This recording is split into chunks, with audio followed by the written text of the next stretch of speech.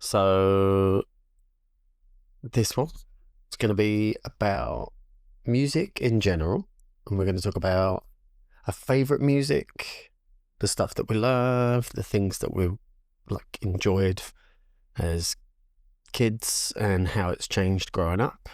So the influences of music in our life as well. And you say you don't have many kind of favorites. You don't love music, but I do. I listen to music sometimes. You I do. don't listen it's just to very all the- specific.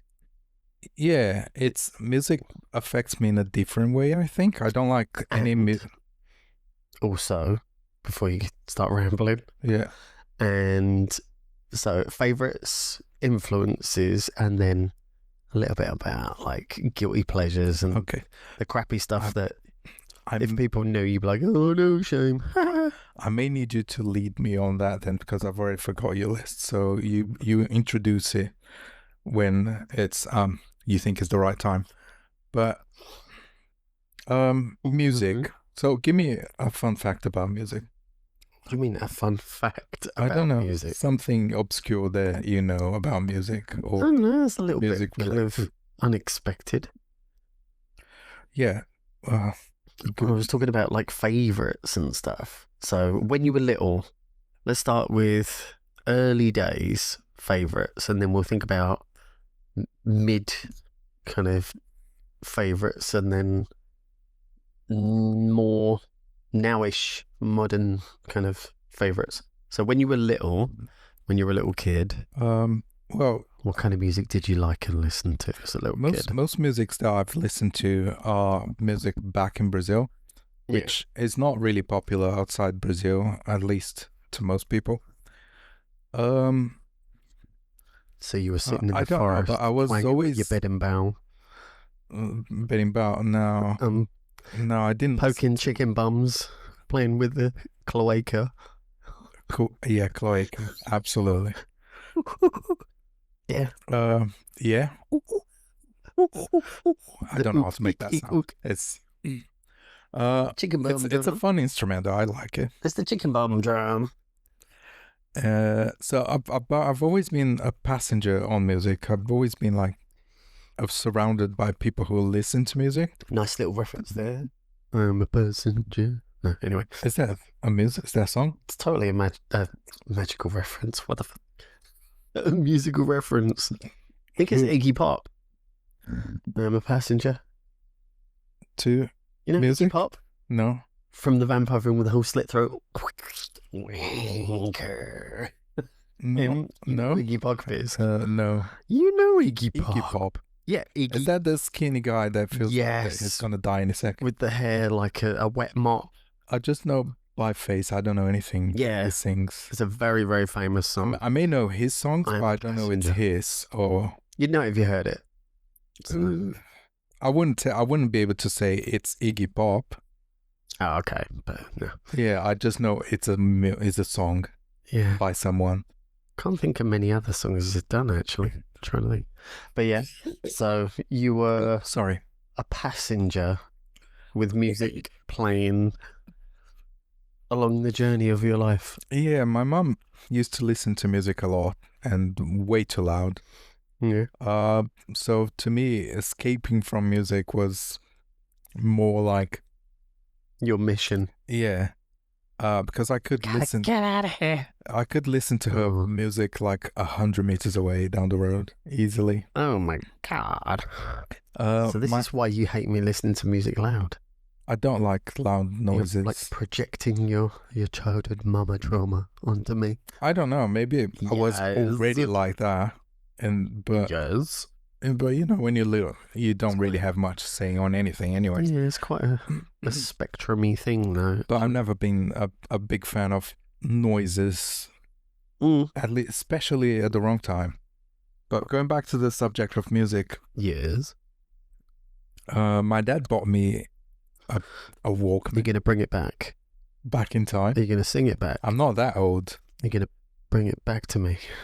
I mean, Yeah. if that is a reference to music, it doesn't work on me. Maloko. Bring it back. Oh, Sing it back. Anyway, moving on. I'm going to do that a lot. So I had a cassette tape with music. I don't even remember what music was in the cassette. I'm sorry, what's a cassette?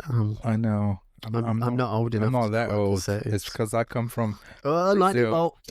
and you know the technology took longer to arrive there. So I'm going to take the glasses off the tip of my nose while I'm saying I'm not old enough. but you make reference to music from forever ago, which is to me sounds like you've always been listening to music. It's Well, like an active listener. yeah, I love music. Music is life. Music is magic. It's audio sorcery. It's mathematics and science, and it creates mood and emotion, and it can make you cry. It can make you laugh. It can make you... Yeah, that's the thing that doesn't work with Feel. me. It creates mood, and I'm not always in the mood of being in the mood Mm, if I'm not in the mood, if that makes sense. I like my mood. I don't know, say mood. manipulated. In fact, no, I'm lying. I like What? I like Eh, positive, like uplifting Conceivable. music, but it's still not at the wrong times. But if I'm to listen to music, it's usually very uplifting. Usual or not unusual? Well, it's if I'm listening to music, I don't listen to music. What is that reference? Yeah, Tom Jones. Who's Tom Jones? Is that guy who What? the Kool-Aid guy, Tom Jones? What? Tom Jones busting through a brick wall. Oh yeah. No. No, not Tom Jones. No, not that Kool-Aid guy. The one with the drink the Kool-Aid and die. Oh shit. Tom Jones. What? Is that it? What the hell just happened? No, Tom Jones is not unusual to be loved by anyone. Oh, okay. Well, I don't even remember what I was saying, but usually yes. when I listen to music, which is not very often, it has to be like uplifting stuff. So I mostly stick to Or 70s disco. Anime. Wannabe. Well, I did watch knockoff a few years ago, stuff. like maybe a decade and a half ago. I used to watch a lot of anime, maybe. Yeah, we did. Yeah, you can't deny it. They make some very uplifting intro music to their animes, which is usually like... Yeah, there's been a few really good ones. I mean, Full Metal Alchemist. Yeah. Yes. But I mean, they're not responsible for the music that is in the show. That's just like real bands that they contract. Yeah. Use their music. True. I think. And even though Arcane is not anime, it's an animated animation, and yes, Imagine Dragons. Oh my god, such a tune. I mean, the song in the animation is better than the actual song because they improved it to not only fit the timing that they needed, but they cut out a lot of not good stuff from the actual song. Don't know if I agree with that. I kind of see what you mean. Yeah, they've edited it. They edited it and then they improved it, so it's more poignant and more kind of it's more condensed. So they kept all the good parts of the song, and then it comes with the visuals as well. So it's automatically got a whole other dimension of connection to it, and you've got the characters that you know and love, and you see, and you're like, oh, and you've got that banger of a tune tied in with it all as well. That is much more my jam than animation. But I know that the sound is like 50% of any visual medium. Yeah, at least it's so important. But to me, it falls on the background. It's just like a complementary to what I'm watching instead of being the motivator, and then the visuals is the complementer. It's absolutely that. It's the cue to your brain to tell you what to think and feel. Yeah. I mean, picture this. Yeah. There's a woman in the shower, black and white, and you got Dance of the Pink Elephant playing with Psycho, Yeah, that's it's not going to conjure up the same mental imagery as like screeching with a knife. And if you've got like Sunshine and Lollipops playing, you're not going to be feeling any kind of moody, sinister, something bad's going to happen, are you?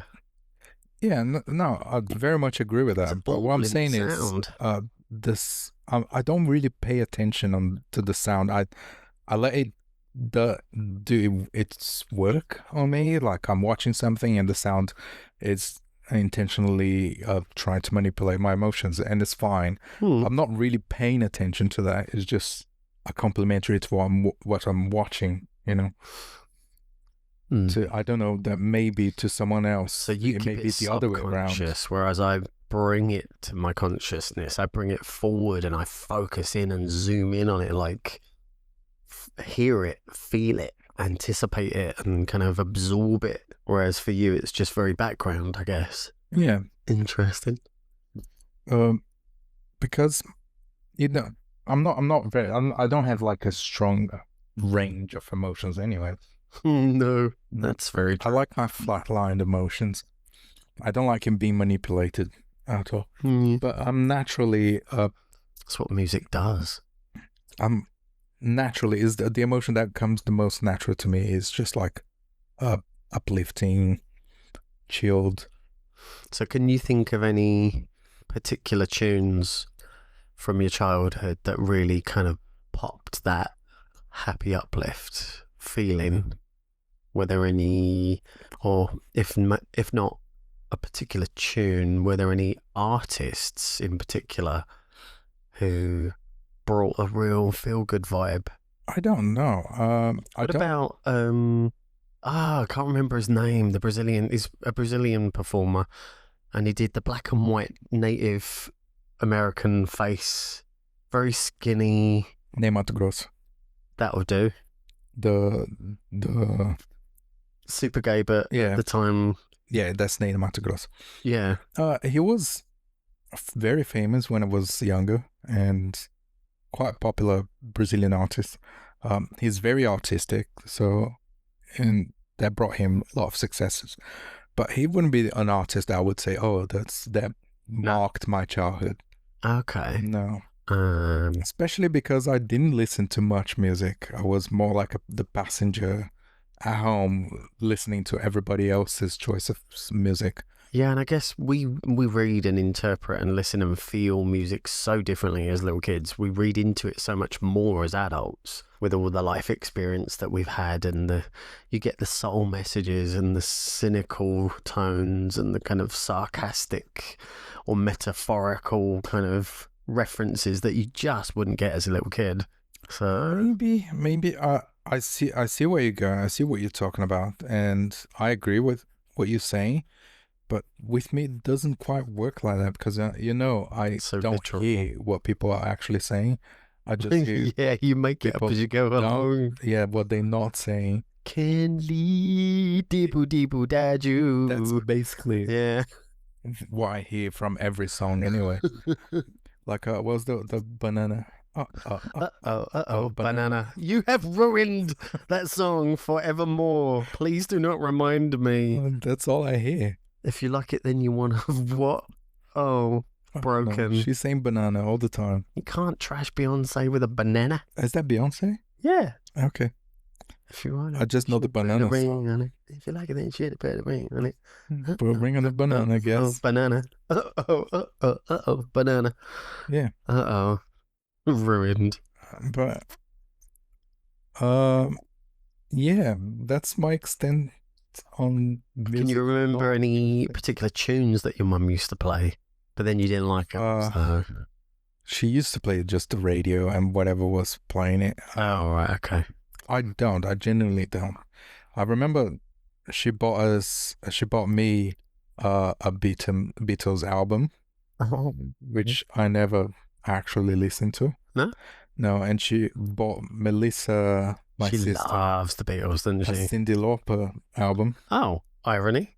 Yeah, which I am much more in tune with Synth Yeah, just a Beatles. bit. Melissa loves the Beatles. Campy, So girly, I think it was happy-go-lucky. yeah. Just switch those. But see, even my musical reference is quite old, is because it comes from a place where I didn't actually have control of what was playing around me. Now I do. Yeah, so you reacted rather than Yeah. Now I do, and you don't see me listening to music, or I avoid places that are playing music. Hmm.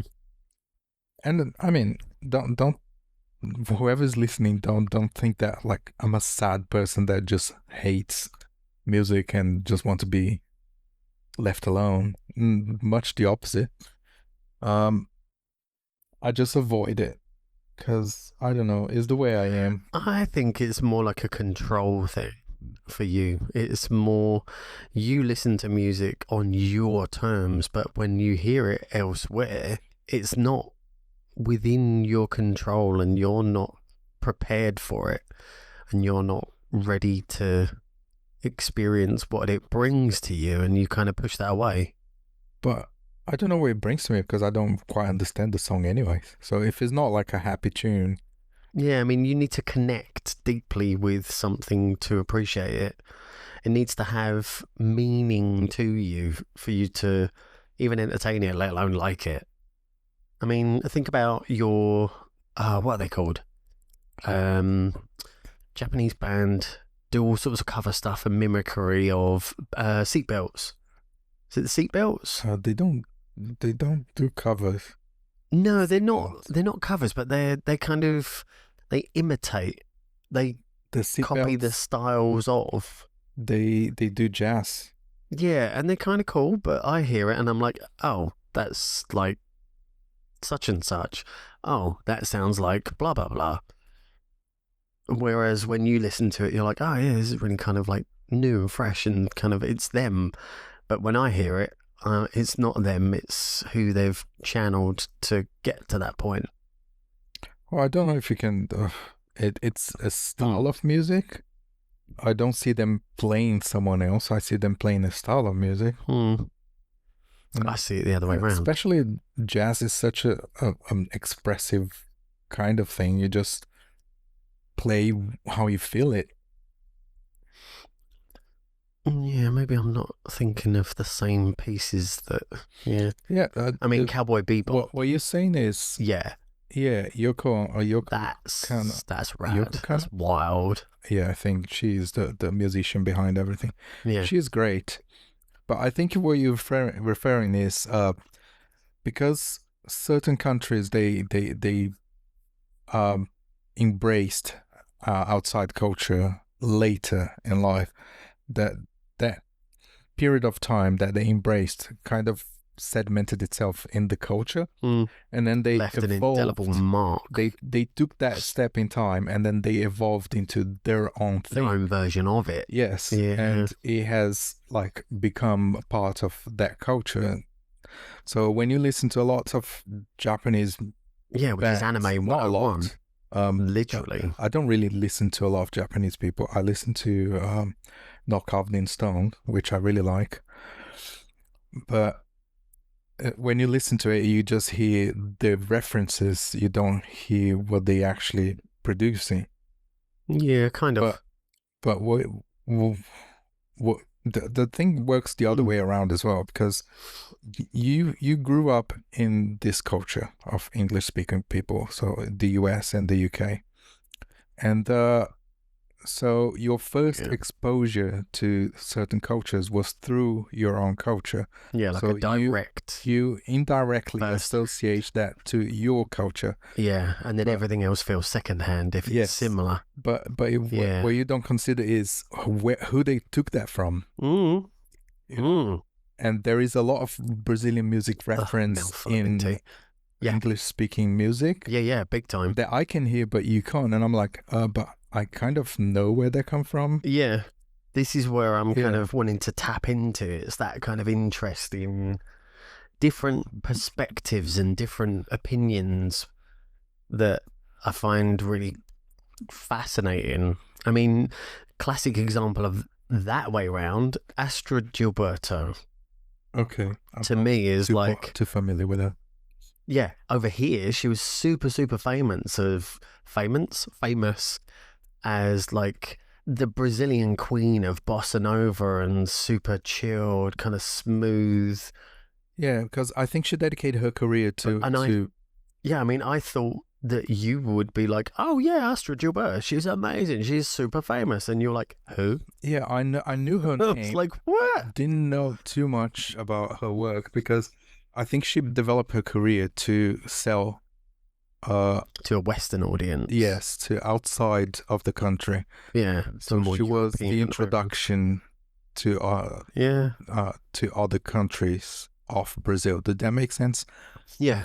Kind of a cliche. So it didn't in a quite way. play too much inside, but The girl from Ipanema. I mean, yeah, things have changed a lot in Brazil in terms of music. I think we still are capable of creating fantastic and very unique music in Brazil, but it's so like underground now. It's really weird, and the music that is popular there nowadays is like it's rotten. well, you don't like it. It's not good. It's just like the state of well, at least my opinion of the state of music today, which is everything is the same. You know, Well, everything's the state- recycled and recycled Yeah, and recycled and there's recycled. nothing- If you hear an instant hit of a track and you're like, oh, sweet, it's, no, it isn't. It's the same as Oh, but wait, it's not. It's a remix of. Oh, no, wait, no, it isn't. It's a remix of a remix. Yeah. And yeah, I hate that because at quizzes, it always catches me out.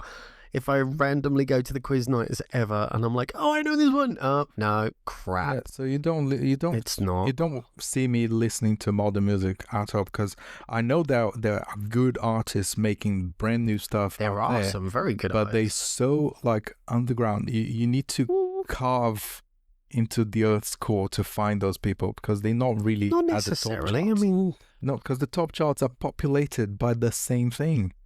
And so going back a few steps, what I was thinking about the Listen, state of music in Brazil, it's just like everybody discovered the laziest possible way to make music and everybody embraced it.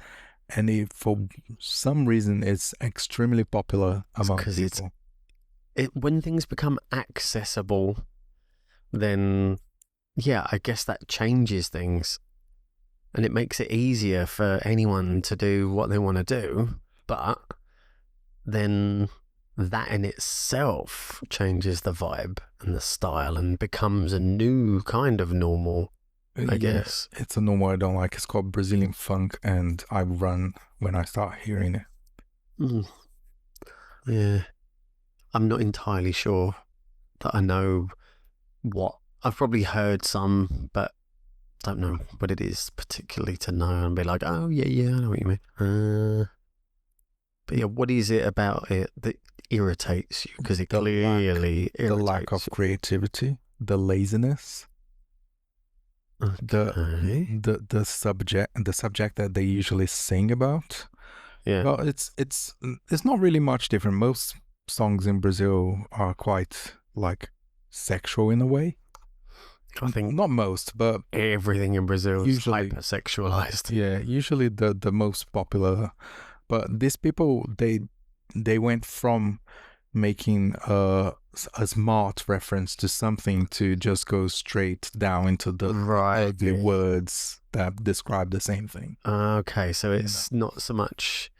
Yeah, I kind of know what you mean. There's a lot of metaphorical. Yeah, if I tell you exactly. Allegorical reference in older, more traditional sort of Brazilian artists and stuff. Because Brazilian song and many other artists very artistic outside of Brazil, anywhere in the world, quite elegant.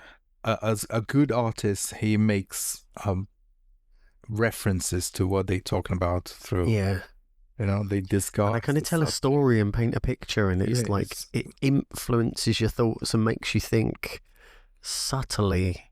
Yeah, everything is implied. It's beautiful like that. Yeah. That's we've got Shakespeare. It does that beautifully. You know, lots of the good artists in Brazil, and Brazilian songs, like I showed you a few times, follow that standard. Everything is implied, nothing is spoken directly. Yeah. And then this, It's almost like an encoded secret message. yeah, But then a lot of it was well, it coded had to secret be. message, right? Yeah, it had to be because of the military regime in Brazil. Yeah. And you couldn't actually speak directly, so you had to mask your opinions. But now, So music in Brazil was actually really quite radical. oh well, it was because the government was quite radical, you know, and they were persecuting artists and, you know, people with progressive views and everything. But that's in the past. Brazilian government changed in 1989. Ah. Democratic system. Do you actually remember like what happened to any of the artists? You say they were persecuted, and what kinds of...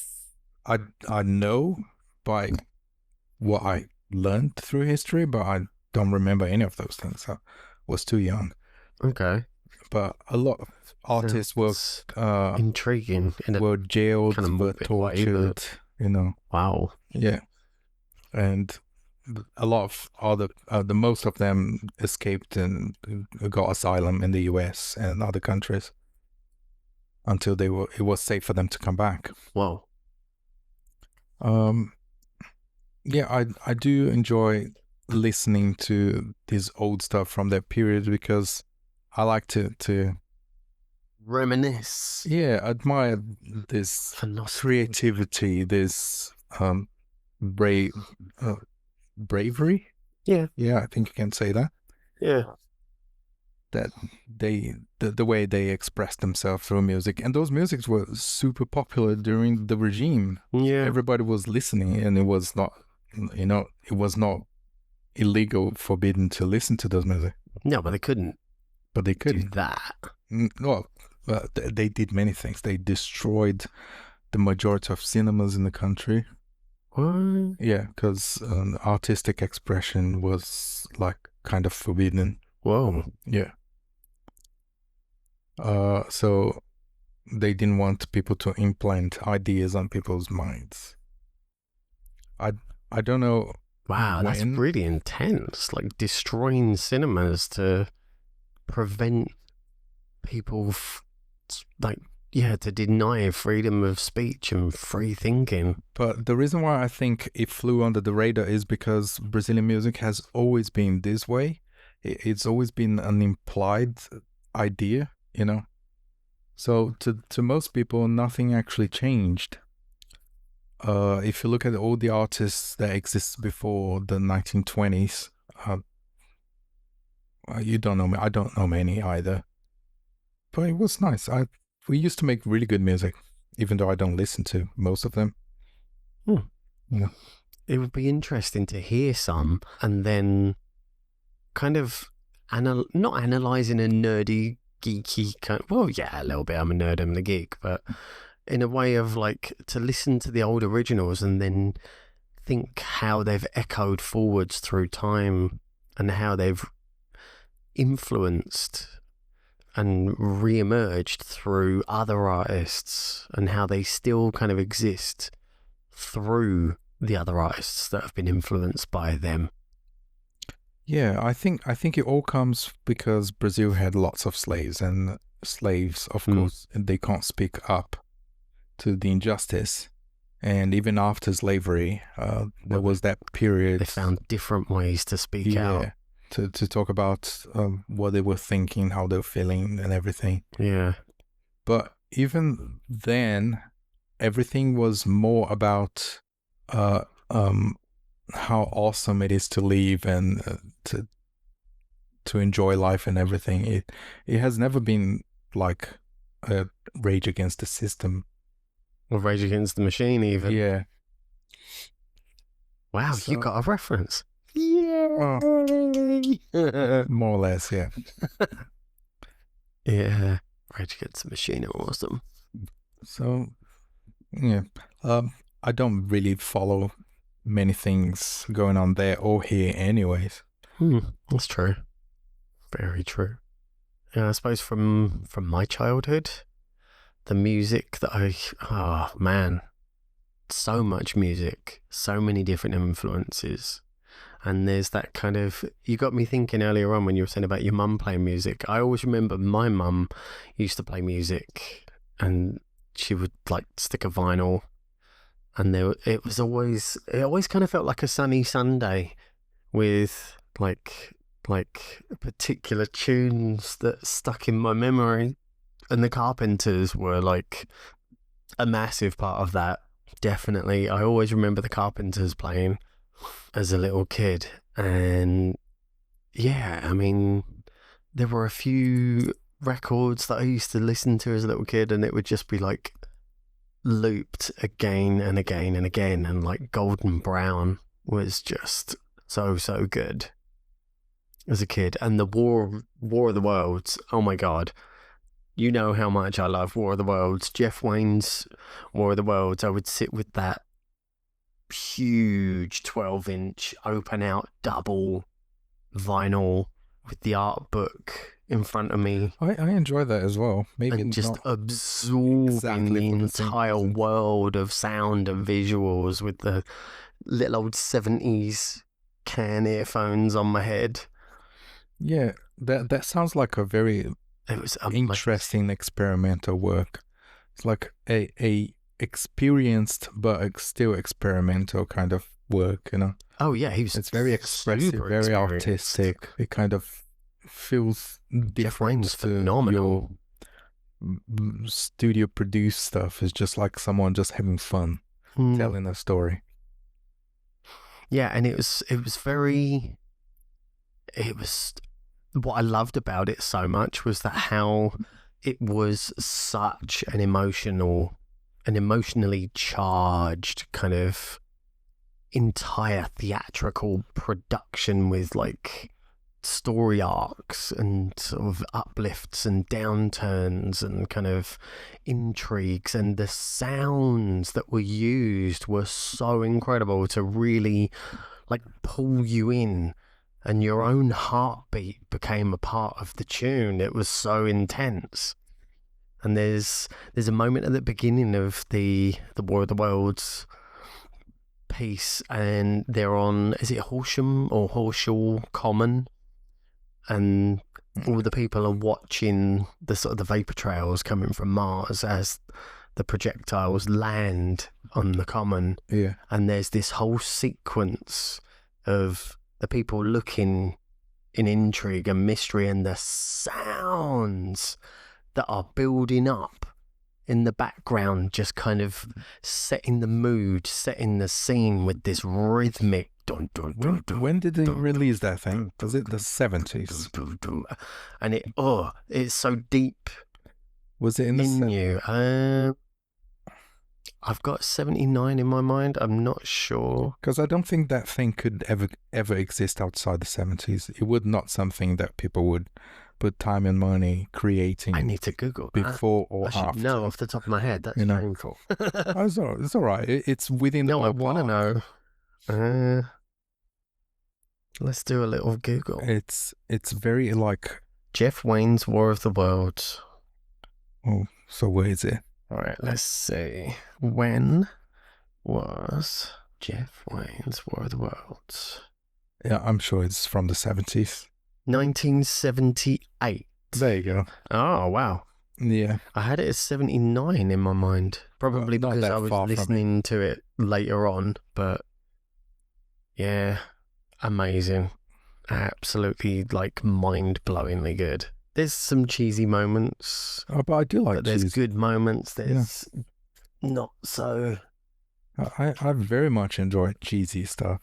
That's why I like Bollywood. I don't watch any Bollywood. War of the Worlds is not Bollywood. It definitely is. God. But every time I'm watching something and a Bollywood musical appears, you see that I light up straight away. I know you do. I absolutely love Bollywood's great in its own context, it is. But War of the Worlds is not Bollywood. It is. There are no light bulbs being changed in War of the Worlds. Well, maybe there is, because you can't see through the vinyl. That's what they were doing inside this. Yeah. No. The mystery is solved. Yeah, there you go. It weren't gigantic screws and nuts and bolts falling. It was gigantic light bulbs. Sounds like it. Oh my god! No, stop breaking my War of the Worlds. Oh, there's actually a new War of the Worlds immersive experience Another one that's going on somewhere. No, we went to see the stage performance, which was great, but I was slightly disappointed with the tripod. No, I want a movie of the War of the Worlds, but in the Proper original period. setting. Yeah, a period movie Yes. in England with Just everything. like the artwork in the book. How you see in the artwork and how you listen in the song. The horror. That's what I want to see. Oh. I mean, And was sorry, Tom Cruise, you're amazing, but no Tom Cruise. the Tom Cruise one was fun, you know, Yeah. but it's brilliant. too modern. It kind of But it take wasn't War of the Worlds. from the It was the like essence of what War Tom Cruise, Worlds is. a War of the Worlds movie. Not quite that. It's kind of it's very fitting that it's exists in that time period because, funny enough, the aliens they invade and then they die from the human disease, right? Bacteria, yeah. The common cold But kills them. Back then, it was the humans Oh no, spoiler invaded alert. the aliens Sorry. and killed all of them with bacteria and human disease. So I don't know, that there is something in there that you can play with, you know.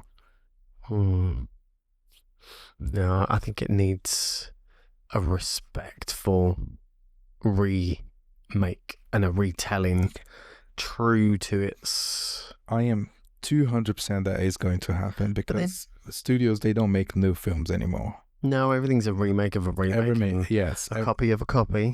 To make another musical reference Making there. films nowadays is so expensive. That one flew over your head as well, didn't it? What? Copy of a copy. A copy of a copy. It's a Xerox of a Xerox. That's what we say in Brazil. No, it's 9 Inch Nails. Copy of a copy. Oh, is that music?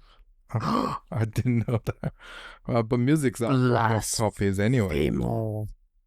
Do not ask the question, is that music? The music? Trent Reznor and Atticus Ross. I'm sure they are. Amazing. Okay. I'll take a word for it. Modern geniuses. Yeah. And again, with influences, my God, they've influenced so much and made so many soundtracks and tunes that have become popularized, and people that would never listen to 9 Inch Nails are listening to it and loving it without even knowing. I don't know what 9 Inch Nails sounds like, so. You do, because every time I ever play any, you cry. What? And you moan and tell me. Yeah, cry in the sense of turn it off. Yeah. Yeah. Okay. Well, remind me next time you play something 9 Inch Nails. I will. Yeah, I'm sorry. I'm not connected to music like There's an infinite catalogue of awesomeness with 9 Inch Nails. They are quite possibly one of this is not a call of action. The biggest. This is not a call of action. You know, just play some 9 Inch. Oh no, you just threw down the gauntlet. No, definitely. Yeah. Oh, yep. No, I'll walk away. Yep. I mean, it's just when it happens and I have no control of it, you just remind me, oh, by the way, this is 9 Inch now. Yeah. And every time we go and see any films or watch anything, and I'm like, oh my God, there's a 9 Inch Nails soundtrack. And I absolutely and then I have to lose my straight away because I'm trying to watch the film up. And you just giggling and jumping like a 9-year-old girl. Yeah. A 9 Inch girl. Shut up. What? I'm trying to watch the film. Oh. To me, it's so hard to pay attention to what people are saying. Yeah. I'm like, trying to concentrate. Interpreting and filling in the blanks. Yes, I don't understand what anything says. Banana, for example. And then you're there, just screaming next to me. Not literally screaming. I mean, I know they're doing the new Tron thing. Yeah. It's probably be okay. Yeah, but it's not going to be. Tron and 9 Inch Nails. It's definitely not going to be a too famous movie. Legendary. No one can look at Jared Leto's face anymore. Oh, come on. Look beyond it. Look through it. Look past it. I can Just I mean, I can't look beyond it, but I can just ignore it. And that's kind of the same thing. nah, he did one good film, and that's it. What film was that? The one that he had AIDS. Oh, The Dollar Club. Dallas Dallas Buyers Club. Yeah. Yeah, that was a real surprise. That was a fantastic film. He was great in that Caught film. me off He guard. deserved whatever. I think he got an Oscar from that. Mm, He deserved that. That was fantastic. phenomenal. But anything else after that, he's just like, oh, it's me here. Look, I'm awesome. Bow. Wow. Yeah, it's. Bow, I can't look at his face anymore and not see that. Okay. You know. See, I don't get that vibe from him. Maybe I've not clocked it enough to. And apparently, everybody who works with him don't like working with him. Oh, He's just full of himself way too much. So, until recently, that went under the radar, but he just became, after the Morbius bullshit thing, it just blew up on his face, and now everybody cannot ignore this kind of behavior. It's hard to work with a guy. Oh. With the Joker and the Morbius thing, it was just not good for his career. But then, yeah, I suppose I don't know. I can't help but think how much of it is like poor direction, and it's not as much his fault as everyone makes out. Well, I think it is because he manages himself, apparently, something like that. He created this. Seem to actually. Yeah, he created this persona of awesome as the new Jesus in town, and yeah, and it's just like it was cool for 10 minutes, and it's no longer that, and he refuses to get off that train. Yeah, no, not for me. But I'm still gonna watch the film. I'm sure I'm gonna enjoy it. Tron and Nine Inch Nails. I don't give a shit who's in it at all. Yeah, hopefully they got a mask on his Jeff face. Bridges doesn't need anyone else. Yeah, he's cool And to watch. Olivia Even though I can't understand a thing about what he's saying, Wilde. I don't think she's in that film. She was amazing. No, I think they ignoring. I can't remember if she died whatever in. happens. I don't know. Again, spoiler alert. It's been forever ago. It's a long time ago. If you haven't seen it, get over it. Daft Punk, love it. Yeah, I mean, oh my god, Daft Punk are spectacularly awesome. Spectacularly awesome. Well, they retired. And their music still exists. I'm saying in terms of the music that still exists. And again, massive influence. They've kind of lent their style to so many artists. And what was it? Bigger, better, harder, faster, longer, wetter, stickier. They borrow a lot from artists that influenced them that we know of. Jean-Michel Jarre is one of them. Amazing.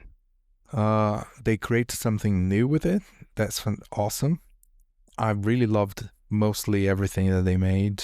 I was a bit sad when they broke up and quit. Yeah. I don't think they will ever return.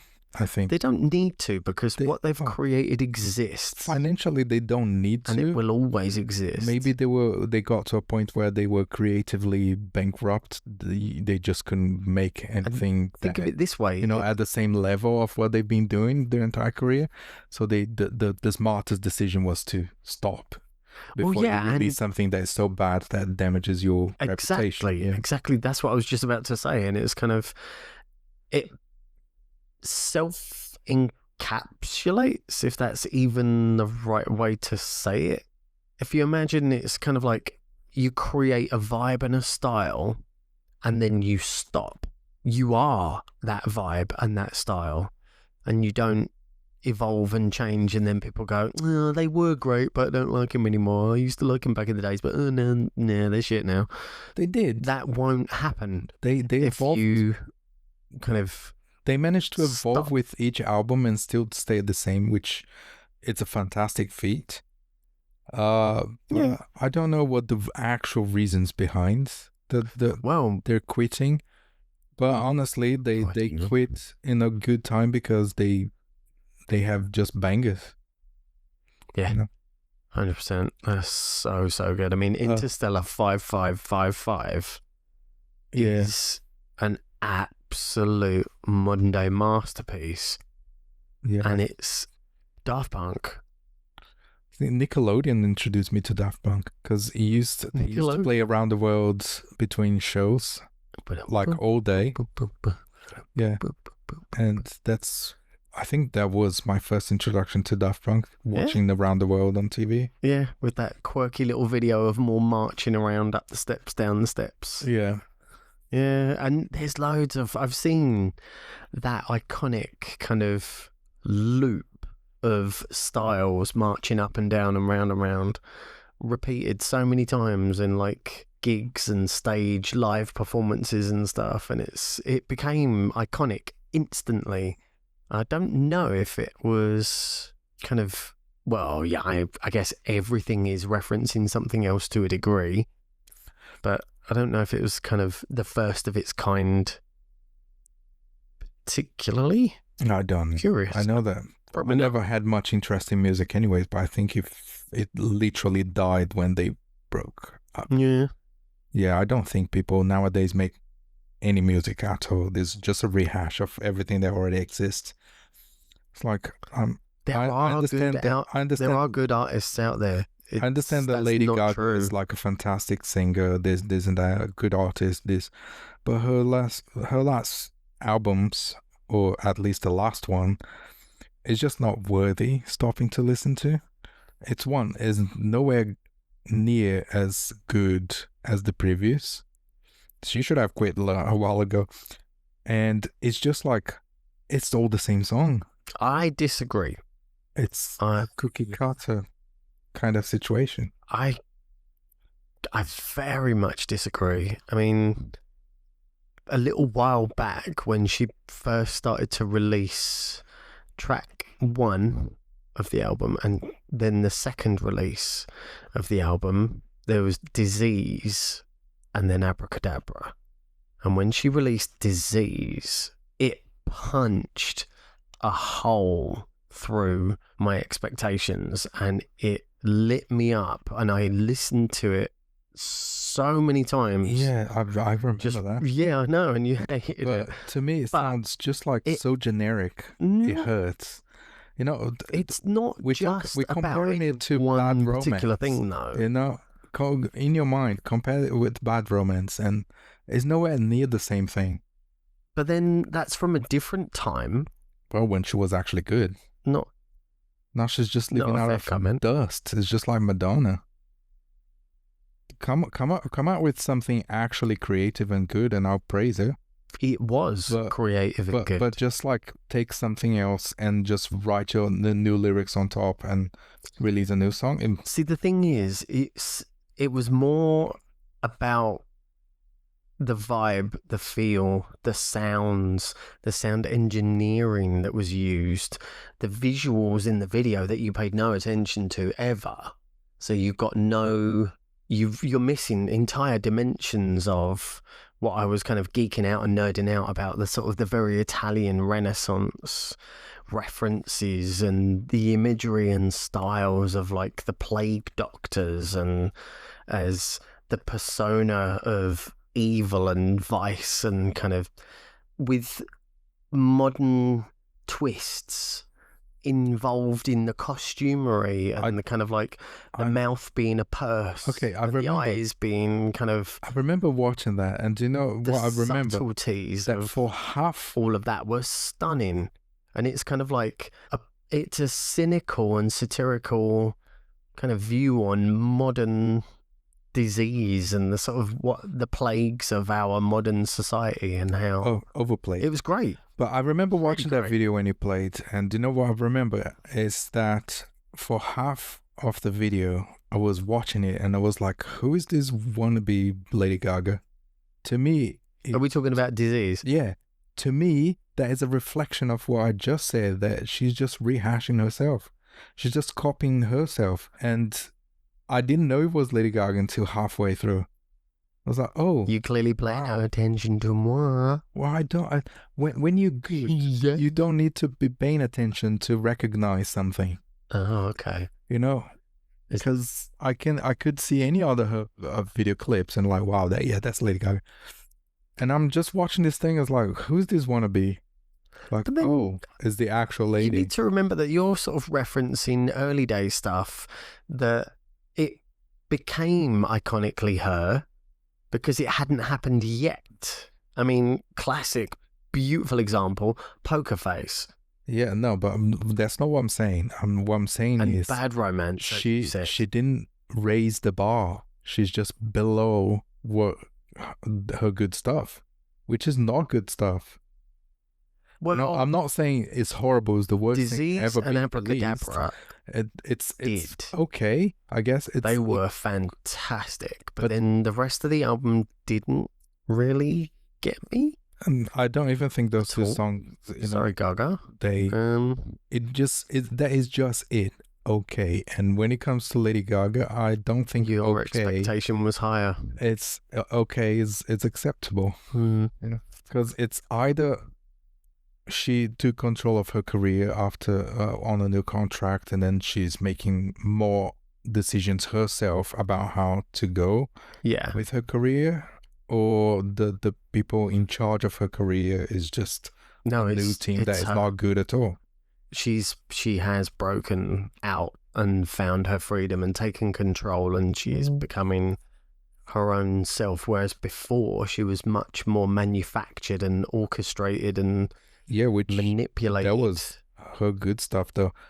But I'm just afraid that she's gonna start living this after career kind of glow, like old movie stars. They just like still famous because they keep repeating the same line that they've been saying for the last 25 years, and then people laugh at it. But why not? It's kind of a sad death, just like whatever happened to Baby Jane. That's not someone who just lives. It is a very sad death.